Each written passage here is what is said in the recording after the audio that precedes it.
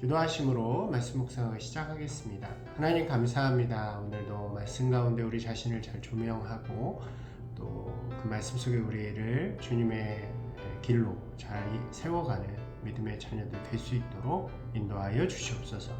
예수님 이름으로 기도드리옵나이다. 아멘. 네, 안녕하세요. 오늘은 이제 계속해서 마태복음 26장의 말씀을 이어서 함께 나누도록 하겠습니다. 이 6월절 만찬을 제자들과 함께 나누신 예수님께서는 이제 그 자리를 파하시고 그들과 함께 감난산 자락에 있는 겟세마네라고 하는 동산으로 이동하시게 됩니다. 그곳에서 예수님께서는 하나님 앞에 기도를 드리시게 되죠. 이 장면을 우리가 많이 들어보기도 했고 또 참 감동이 되는 말씀이라고 할 수 있습니다. 먼저 그곳에 도착하셔서 한적한 곳에 이제 제자들을 두시고 베드로와 요한과 야고보만 데리고 조금 더 안쪽으로 들어가시죠. 그리고 그들에게 자신과 함께 기도해 줄 것을 요청하십니다. 그리고 예수님은 그곳으로부터 조금 떨어진 곳에서 홀로 기도하시는데 이 기도의 장면이 참 우리에게 많은 생각과 또 감동을 준다고 생각이 되어집니다. 예수님께서 이렇게 기도하시죠. 하나님 아버지, 이 잔을 할 수 있거든 제게서 좀 옮겨주십시오 라고 이렇게 기도를 합니다. 이 기도는 어떻게 보면 굉장히 연약해 보이기도 하고 좀 인간의 두려움을 잘 보여준다고 할 수 있습니다. 하나님이시지만 예수님께서는 완전한 인간으로 오시는 거죠. 그렇기 때문에 이 죽음이라는 것 그리고 하나님과 단절되어진다는 것은 예수님에게도 참 쉽지 않은, 인간의 몸을 입고 오신 예수님에게도 참 두렵고 어려운 일이었다고 할 수 있습니다. 그리고 십자가의 죽음, 예수님께서 가셔야 할 그 길은 정말로 어렵고 고통스러운 일이었기 때문에 예수님께서는 그 자신의 그러한 어려운 마음들을 하나님께 고백하게 되어지는 것이죠. 인간이 가진 한계가 있죠. 고통과 두려움에 대한 인간의 한계는 참 이기기 힘든 것이고 또 그렇기 때문에 우리 역시 그러한 순간이 찾아올 때마다 낭망하기도 하고 어려움에 빠지기도 한다고 할 수 있습니다. 예수님께서도 역시 마찬가지로 완전한 인간의 몸으로 오셨다는 것을 여기서 보여주는 것이고 그렇기 때문에 그 두려움과 고통 앞에서 괴로워할 수밖에 없는 거죠. 그러나 이 모습 속에서, 이 기도 속에서 예수님께서는 그 고통과 두려움에 굴복하는 것이 아니라 그럼에도 불구하고 하나님의 뜻을 위해서라면 제가 제 몸을 내어놓겠습니다 라고 하는 희생과 헌신의 고백으로 이어진다는 것을 우리가 발견하게 됩니다.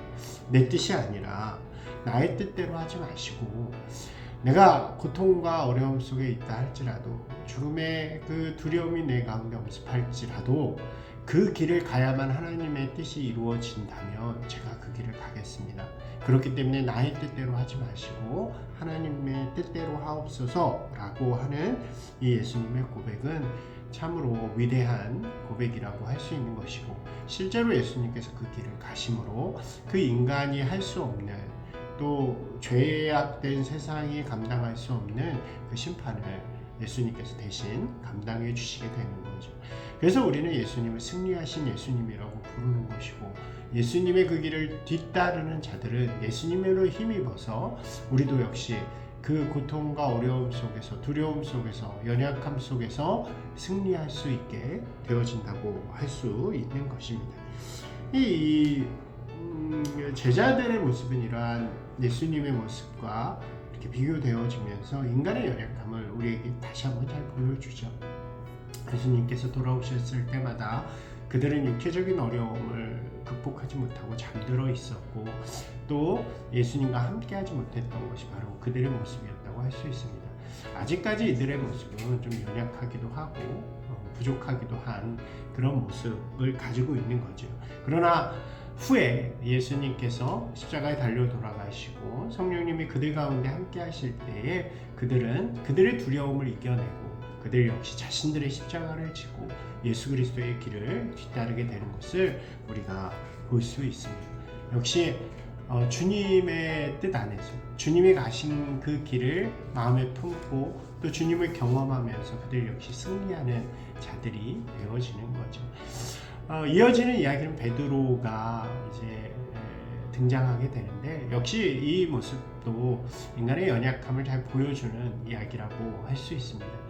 이 유다가 예수님을 고발해서 그 겟세마네 동산에 대제사장의 사람들과 함께 예수님을 잡으러 오게 됩니다.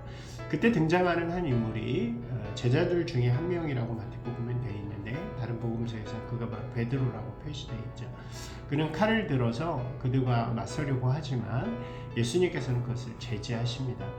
그리고 그러한 담대함을 보여줬던 베드로는 예수님이 잡혀가심과 함께 예수님의 뒤를 따라갔지만 그 과정 속에서 두려움을 가지게 되죠. 그리고 담대함은 사라지고 용기도 사라지고 그는 결국 예수님의 말씀대로 예수님을 3번이나 부인하는 일을 하게 됩니다. 그리고 나서 닭이 울 때에 그는 예수님의 말씀이 기억나서 슬피 울었다라고 이야기를 합니다. 이것이 바로 신앙의 실패라고 할 수 있겠죠. 베드로는 어쩌면 굉장히 큰 신앙의 실패를 한 사람입니다. 그것이 바로 인간의 모습이기도 하고 우리의 연약함이기도 합니다. 우리는 늘 다 실패하잖아요. 성공하는 사람, 100% 승리하는 사람이 어디 있습니까? 그렇다면 그것은 사람이라고 할 수 없죠. 늘 신앙의 자리에서 넘어지기도 하고 또 실패하는 것도 우리의 모습이라고 할 수 있습니다. 그럼에도 불구하고 예수님께서는 우리의 승리가 되어주신다는 것을 분명하게 믿으며 나아갈 때 베드로가 다시 예수님을 만나고 경험하여서 그의 삶 가운데 다시 승리자가 된 것처럼 우리도 예수님을 붙들면서 나아갈 때 우리의 연약함을 이기고 다시 한번 하나님의 길, 하나님의 역사를 위해서 나아가는 귀한 사람들이 되리라고 생각이 되어집니다. 사랑하는 여러분, 우리의 본질은요 연약함이고 두려움이고 그리고 부족함입니다. 하지만 예수님은 그 모든 것을 승리하신 분이고 지금도 우리를 위해 함께 하시면서 우리에게 능력이 되시는 분이신 줄로 믿습니다. 우리의 삶의 자리에서 두렵고 어려운 순간이 찾아올 때마다 우리를 위해 승리하시고 우리와 함께 하시는 예수님을 기억하면서 또 용기 있게 담대하게 살아가는 저와 여러분이 되시기를 주님의 이름으로 축원합니다.